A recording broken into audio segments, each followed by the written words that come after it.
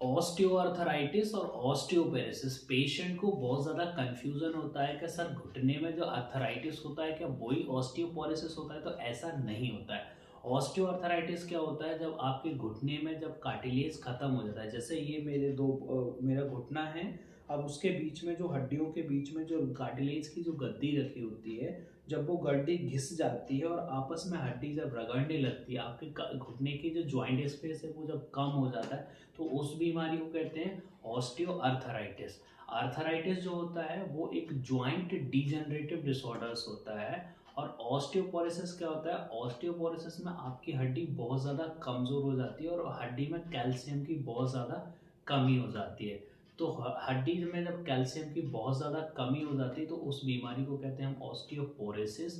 और ऑस्टियोपोरोसिस वाली बोन को जब हम माइक्रोस्कोप से एग्जामिन करते हैं, तो उस हड्डी में हल्के हल्के पोर्स दिखाई देते हैं, छोटे छोटे छेद दिखाई देते हैं। तो इस हिसाब से इस बीमारी को कहते हैं ऑस्टियोपोरोसिस। ऑस्टियोपोरोसिस के केस में पेशेंट को फ्रैक्चर होने के चांसेस बहुत ज़्यादा होते हैं, क्योंकि ऑस्टियोपोरोसिस वाले पेशेंट की हड्डियां जो होती हैं वो बहुत ज़्यादा कमज़ोर हो चुकी होती हैं और उनमें कैल्शियम की बहुत ज़्यादा कमी होती है। तो ऐसे पेशेंट्स जिनको हल्का सा वॉक किया या गिर गए या कुछ भी हो गया, तो ऐसे केसेस में फ्रैक्चर हो जाता है ऑस्टियोपोरोसिस वाले पेशेंट्स को। और ऑस्टियोआर्थराइटिस जो होता है वो स्पेसिफिक ज्वाइंट पे ज़्यादा टारगेट करता है, जैसे कि आपका हिप ज्वाइंट हो गया, आपका घुटना हो गया, knee joint, that is all.